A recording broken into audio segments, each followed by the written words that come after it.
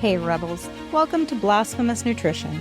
Consider this podcast your pantry full of clarity, perspective, and the nuance needed to counter the superficial health advice so freely given on the internet. I'm Aimee, the unapologetically candid host of Blasphemous Nutrition and a double-degreed nutritionist with 20 years experience. I'm here to share a more nuanced take on living and eating well to sustain and recover your health. If you've found most health advice to be so generic as to be meaningless, or so extreme that it's unrealistic, and you don't mind the occasional F-bomb, you've come to the right place. From dissecting the latest nutrition trends to breaking down published research and sharing my own clinical experiences, I'm on a mission to foster clarity amidst all the confusion and empower you to have the health you need to live a life you love. Now let's get started. Welcome to Blasphemous Nutrition. This is part 2 of my interview with Marty Kendall, an engineer turned nutrient data scientist and researcher who has made, in my opinion, some of the most valuable strides in helping the public increase their nutrition quality since I've been alive. I will not be surprised if one day his work is recognized as a turning point in our conversations about utilizing food to improve health outcomes. Anyway, if you haven't listened to part 1, you can find that link in the show notes. In this conversation, we pick up right where we left off, discussing the impact of food quality on one's cravings. And then from there, we take a surprising journey into the history of the religious and moral underpinnings of our current dietary recommendations. So blasphemous. Enjoy.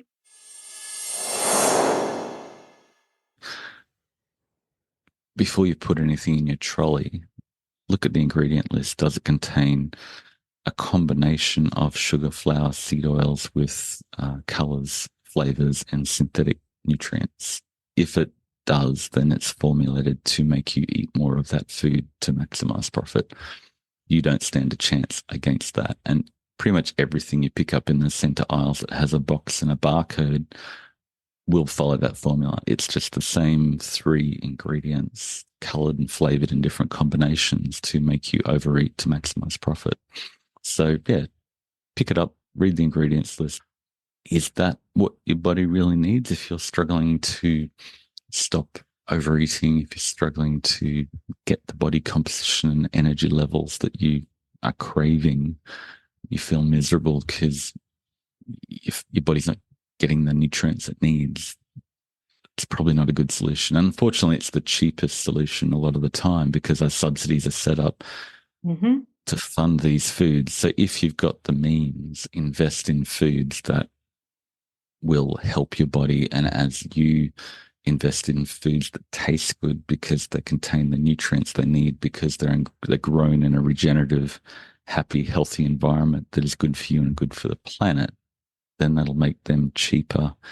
Consumer demand will move and food companies will move. So I just hope as we inform people that foods that contain the nutrients they need are not the ones with the packages and barcodes, then there'll be more demand for the nutritious foods. And it's not just the poorly raised products, it's the regeneratively raised products that actually contain the nutrients. And yeah, there's bad things about our meat agricultural system. There's bad things about our monocrop, cereal grain, vegetable oil agricultural system. It's just humans.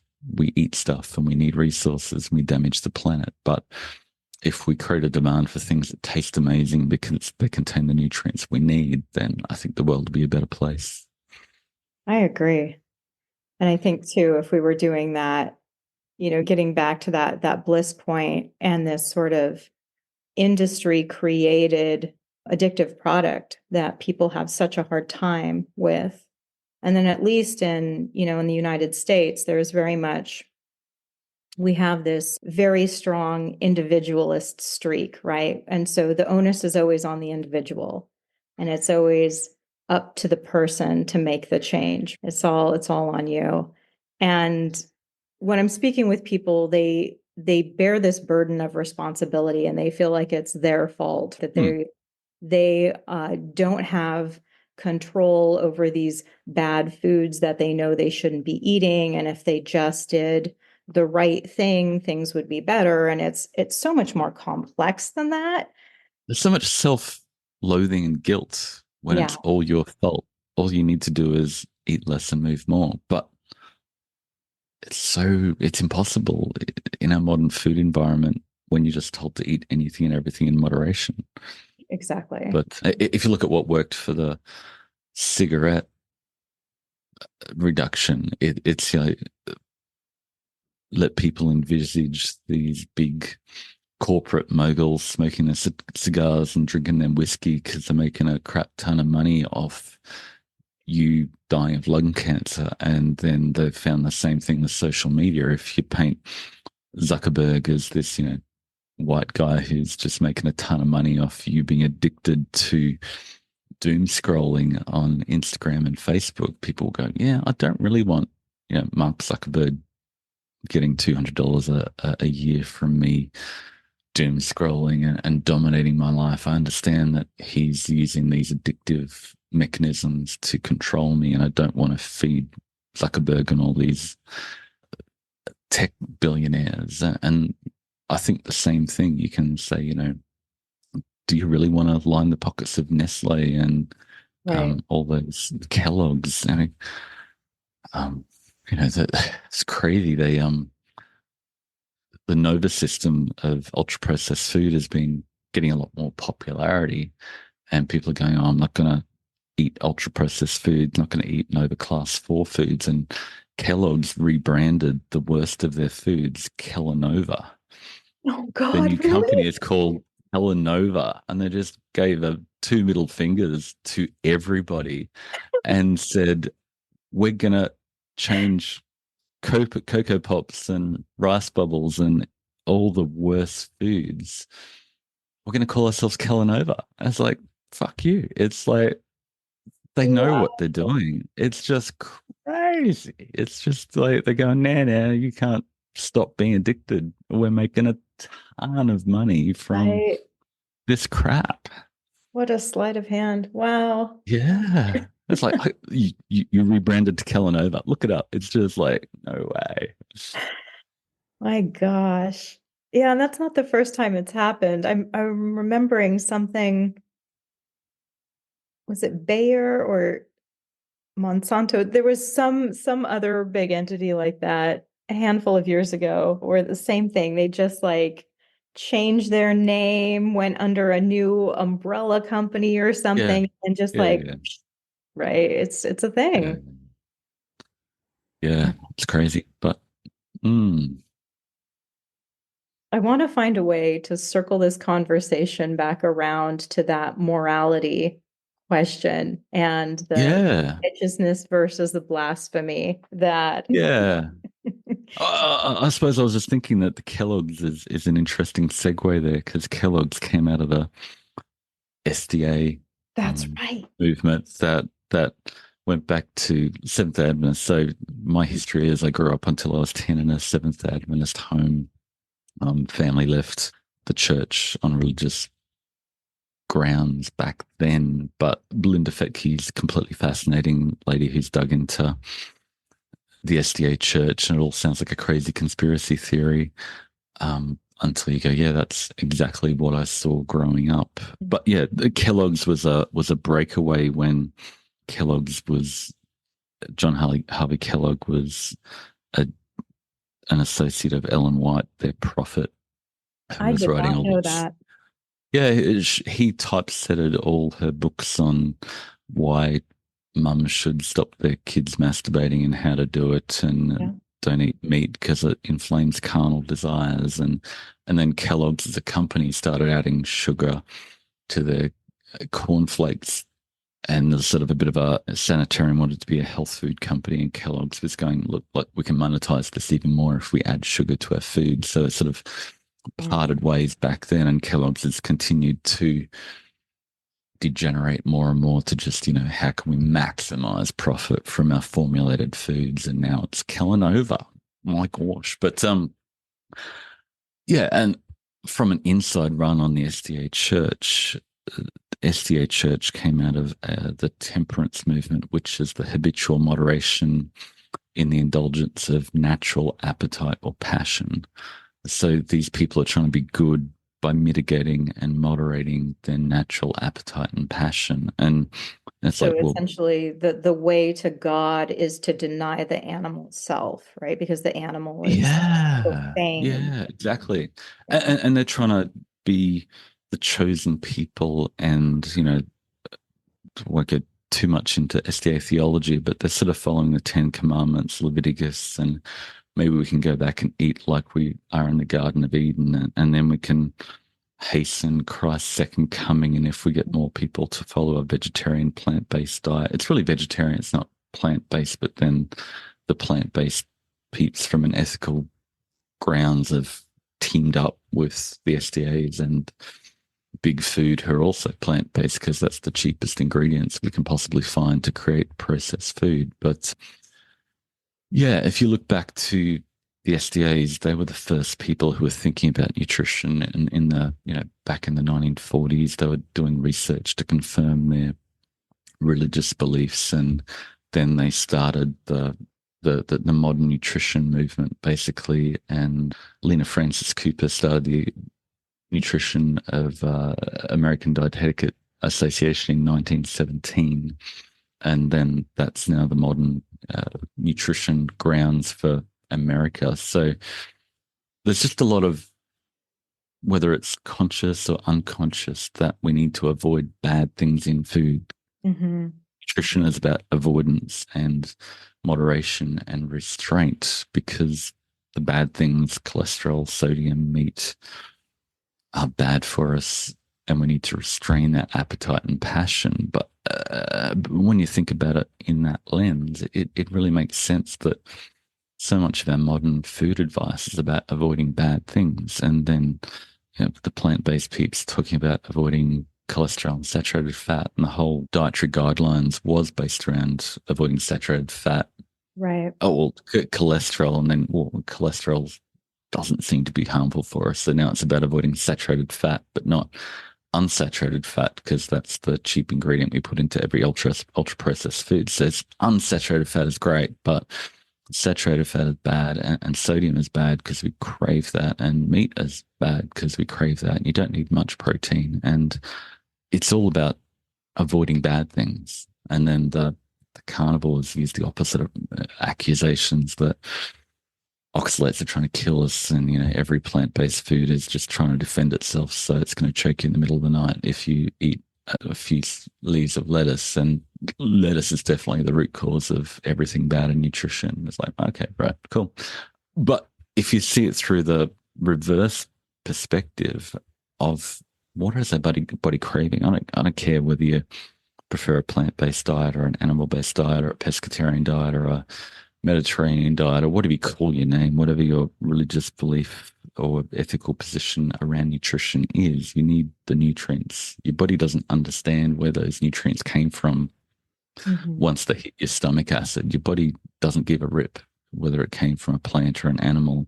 An amino acid is an amino acid, a vitamin is a vitamin, a mineral is a mineral. You need all these essential nutrients in your diet. How do we design a diet that contains those nutrients? And your current diet, because of your background and preferences and what you tend to like to eat, will probably have a certain nutritional profile that is lacking in some other nutrients. So let's try to gently introduce those new foods and new meals that complement your current nutritional profile to help you balance your diet at the micronutrient level. And then I think you've got a pretty good chance of being satiated and satisfied and no longer feeling addicted to food. And that's just, being addicted to food is just such an unnecessary curse for so many people these days. They feel addicted to food. I can't stop eating. I just can't.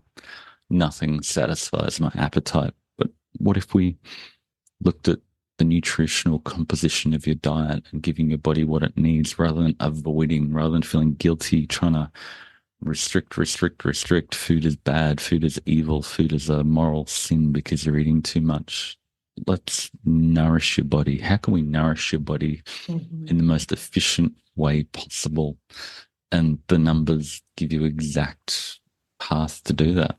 Yeah. Then that's what I see all the time too in clinical practice, that as soon as people start getting that protein in and getting those vegetables in, they're stunned at the lack of sugar cravings. Mm. Often for the first time in their lives, like, I don't need something sweet after a meal. And Mm. I like, what is happening to me? And then a couple months later, they're like, I'm craving vegetables. Who have I become? What is this? Yeah, and there's a fascinating learned appetite that we've got a conscious taste for sodium. Salty food because we evolved in an environment with minimal sodium, so we had to really go out and seek it. And there's this great images of elephants going deep into caves to get the minerals they need, and with their little trunks stuck down a big hole, and it's pretty funny.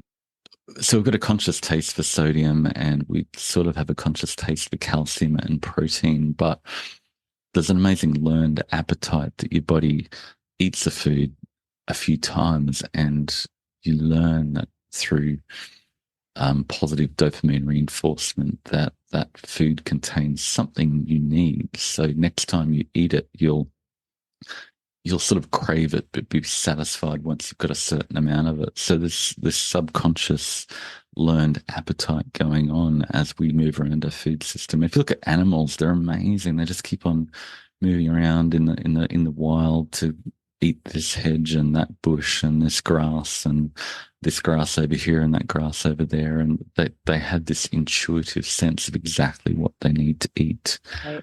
And yeah, we're the same. We're just in captivity. We've lost because every food has been turned up to 11 with this synthetic crap. We're no longer in tune with our appetite, and we can't sense what we need, because it's like if you've been listening to Metallica at 500 decibels and then try to hear a classical music concert, it's different. So yeah, we need to dial back the foods that have been turned up intentionally, scientifically, quantitatively designed to blow your taste buds out of the water.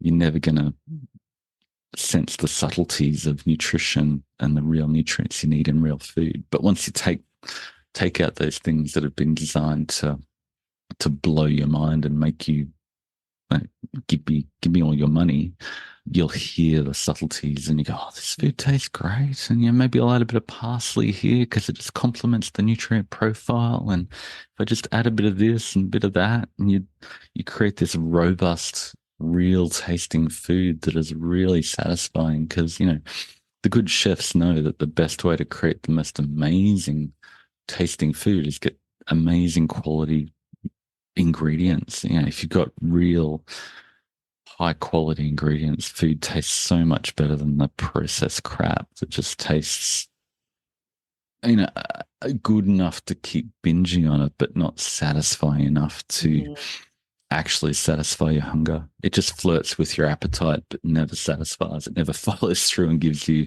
what you're really craving. It Just a goes, bunch of foreplay. yeah, it's just literally food porn. It's not the real freaking thing. And everybody's just frustrated. Everybody's very food frustrated. I think that's a great analogy. Everything is designed to hit your bliss point. It's creating a frustration, a raising of your appetite and your Yeah. lustful desires for food, but never satisfying. You never actually satiated. Yeah, it's like we're all priests stuck in the Catholic Church, That's my religious background. Surrounded by infinite porn on large screen videos around the wall saying good luck with that. Yeah, it's the food never satisfies, but there is food that will actually satisfy your real cravings if you give your body what it needs. Yeah. Yeah, there is definitely a little bit of relearning that happens for people. And then they get so excited to start chasing the nutrients. Oh yeah. And it's really I fun. love in our challenges that the gamification, people get I never thought people would get so psyched about finding more vitamin K1 and, how do I get the calcium and how do I get the vitamin E and how do I, I've got the Yeah. protein, that was easy, but how do I solve the jigsaw puzzle, the puzzle, the game of nutrition? And then they go, oh, I feel great. I'm losing weight and never been so energetic. Felt like a dead slug. And now I just want to bounce around and go for a run. Yeah, you've really mastered it. Like I've told you before, it's just like I feel like what you've created is exactly what we needed in university and never got. Mm. And just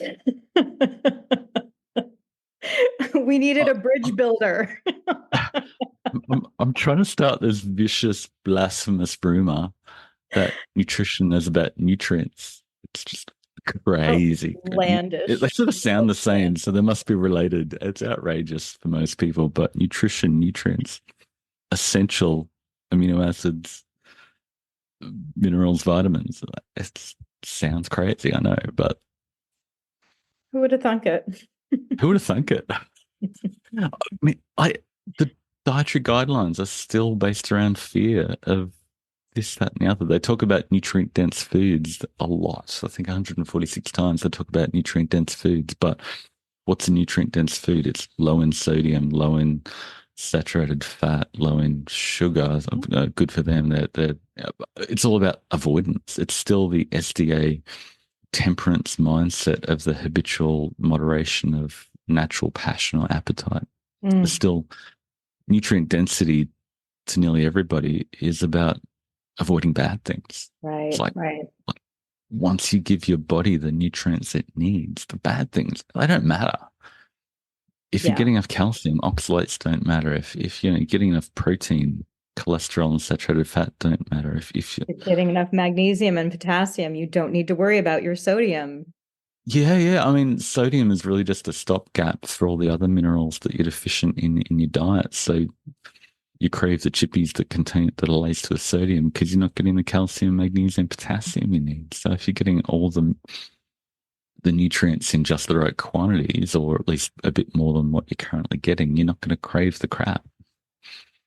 Marty, what is something absolutely blasphemous about you? Oh, blasphemous. I'm just a crazy engineer trying to tell people nutrition is about nutrients. That's it. It's It a is a little vicious, crazy. nasty rumor. It's crazy. Why is like I must be wrong because nobody else is talking about it. Nutrition is about getting nutrients in your food. We can quantify that. Like the whole nutrition food industry is like maybe they're getting the minimum, but the minimum is just the bliss point that teases you. You need to get more than the minimum. You need to prioritize getting all the nutrients in larger quantities, and then you'll satisfy your appetite. If people want to learn more about all of the amazing information that you're putting out there, if they want to join me and you in Yeah. groups, where do we find you? Yeah, optimizing nutrition is my gig. I started a blog a while ago, and then we've got just this really cool community in Mighty Networks, 10,000 people who are all so passionate and they're really supportive of each other.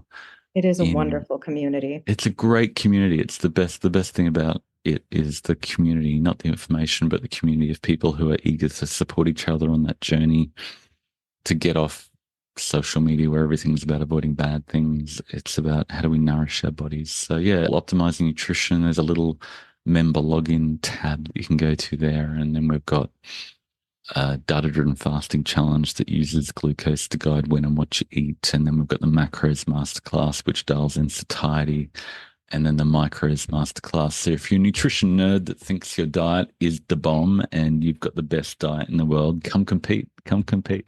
Let's Bring put it. it to the test.